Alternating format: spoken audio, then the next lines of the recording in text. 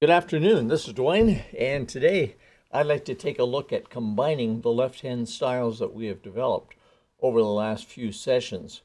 We started out by saying that we could probably the easiest way to accompany a right-hand melody. Let's say we're playing a song like this. The easiest way is to just hold a chord.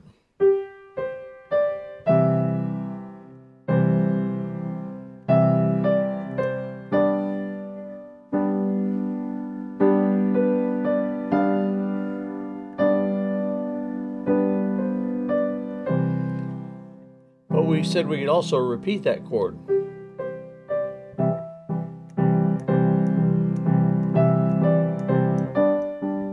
And so on. That just adds more interest to it, okay?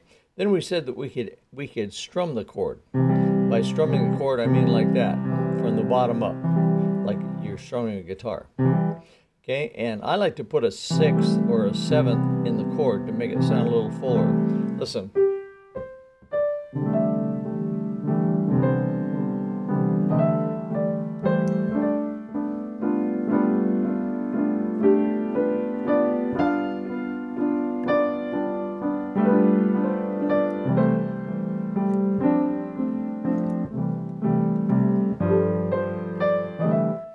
Okay, and we use a lot different, more advanced styles. I mean, not styles, but songs, examples. But you see, I'm strumming the chord there.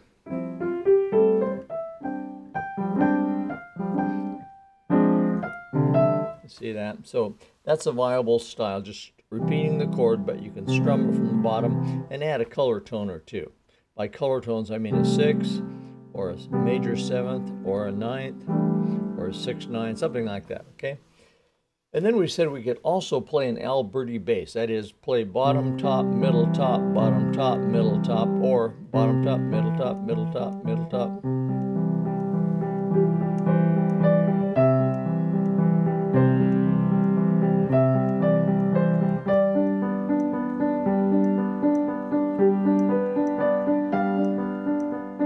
And so on like that, okay? Now we said we could also play chords upside down. We're not obligated to play them in root position. For example, I played the C chord in root position, but when I move to the G chord, I might move to that position instead of that position, okay? Add the seventh.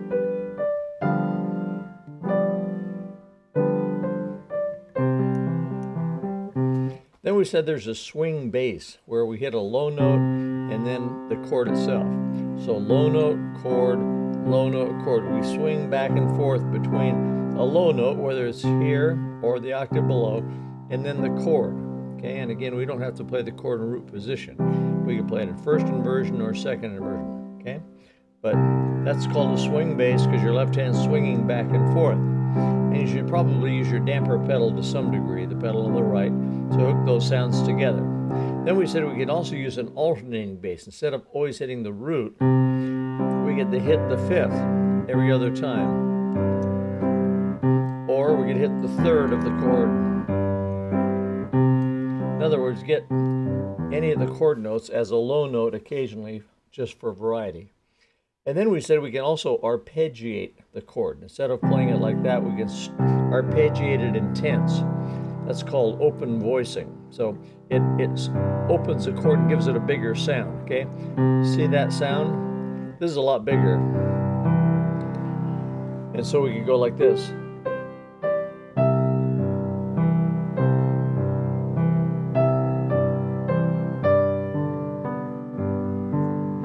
Okay, or we could do it at eighth notes. We could go 1 and 2 and 3 and 1 and 2 and 3 and 1 and 2 and 3 and 1 and 2 and 3 and 1 and 2 and 3 and 1 and 2, and that's the G chord. 1 and 2 and 3 and 1 and 2 and 3 and 1 and 2 and 3 and 1 and 2 and 3, 1 and 2 and 3 and 1, okay? Then we also, the last technique we talked about was the handover arpeggio, where we play that open voice arpeggio in tenths, but then we come over and play some of the higher notes of the chord. And it depends on how much time we have as to how high we go. And we could also go back down. We could do this.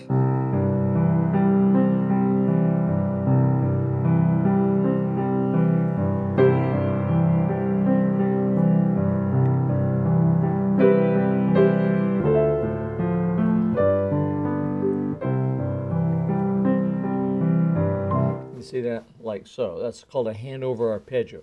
Now what I'd like to do today is show you how that you can combine those styles. Any one of those styles alone gets kind of boring, so we have to mix it up. Now when you're learning, of course, when you're just starting out learning a style, you just use one style all the way through just so you can learn the style. But as you get more and more advanced, you want to mix up those styles, okay?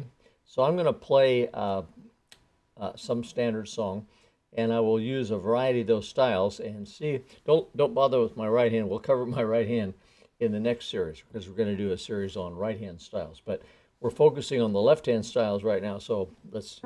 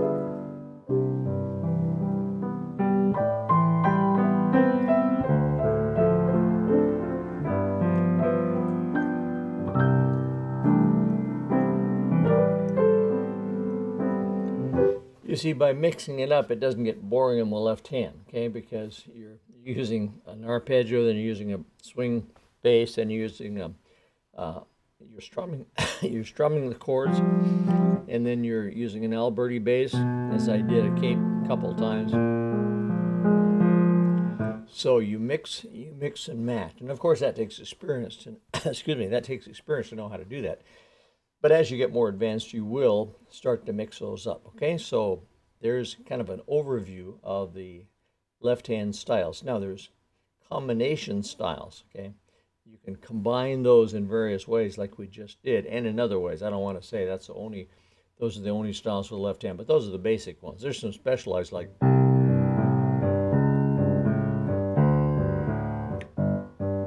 and the boogie styles. And like the elephant walk and so on. Okay, those are specialty styles, and you would use those in a given song, but for the most part, you wouldn't use those specialty styles in a general when you're playing a general kind of standard song. Okay, so that's it for today. And next time when we get together, I'm going to be gone for a week, but next time when we get together, we will take up right hand styles. Okay. And there'll be a whole bunch of those. Then when we get done, then we'll try to put the two together. And you can see that when you multiply the styles in the left hand times the styles in the right hand and times all the individual combinations, you get to an immense number of styles that you can use. Okay? And that's why every pianist sounds different. They'll play the same song, but they won't play it the same way because there's all those styles available to them and to you. Okay, thanks for being with me. And if you're not already signed up for our free piano tips, come on over to playpiano.com and sign up for them. I think you'll enjoy them. So see you there. Bye-bye for now.